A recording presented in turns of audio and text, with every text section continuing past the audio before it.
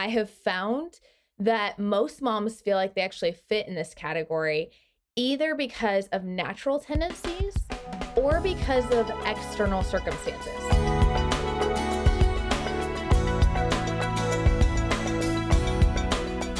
I need your help. And I know so many others need help in this area as well. It is I think one of those things that as homeschool moms, those of us who are easily distracted, those type Bs like myself, it's hard for us sometimes to think that we're doing okay as homeschool moms. We feel like we're just screwing this all up because I can't even stay focused on a single thing, much less trying to teach all of my kids and keep everything rolling smoothly throughout the day. And so I think it can cause us to become very insecure about our ability to teach. And so I would love for you to first introduce your family. And then I'm assuming, I don't know, maybe I shouldn't assume this, that you maybe yourself are a highly distracted homeschool mom as well. And so let's just talk about this week. But first, tell us who you are. Yeah. So my name's Katie, and I am a second generation homeschooler, married to another second generation homeschooler. We've been married almost 15 years. It'll be 15 years in August. And I have kids ranging from, well, they're getting ready to have birthdays. They're going to be 14, 13, 12, 11, 6, and 5. I have to get a running start. If you ask me in the middle, I can't tell you how old the middle child is without going up or down. But our family is very unique. We have a lot of kiddos with different special needs. And it was funny. It was actually through one of my kids going to therapy, like to a counseling therapy session, that I actually discovered that I myself have ADHD. And it was so funny because the therapist just very lovingly, like with no malicious intent whatsoever, was telling my daughter who has ADHD, she's like, it's okay. She's like, I have it too. And I'm pretty sure your mom does as well. And I was like, no, I don't have ADHD. And she was like, I'm so sorry. And as we started talking, I was like, so what? Why did you say that? Like, I'm curious, what made you think that? And so she started asking me, and I ended up getting screened for it. And I am 1000% ADHD. Actually more so than my husband. I knew that he had it, but I am way more. So that was a really fun thing to find out as an adult and as a mom.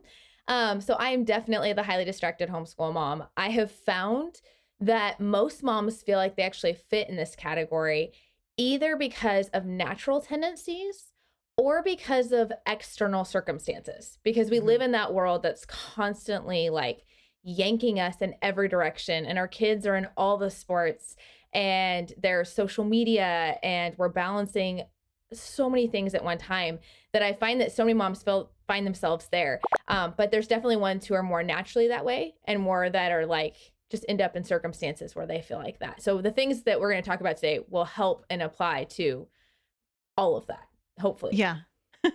That's a great story. And I may fall into that category, and I just have never had myself tested, but I could easily see that probably, since I was a kid, I can look back and I can see even through my academic years in school. I went to a private school my whole life, and I was always just, I could not focus on anything, which is why it was hard for me to learn.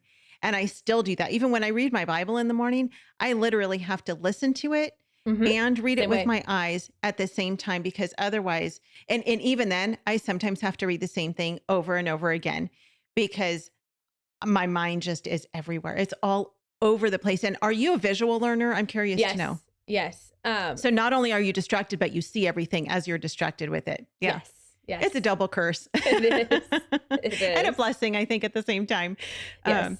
But so let's talk kind of through this. And as you've met homeschool moms and you yourself, what are some of the distractions that you think most homeschool moms face?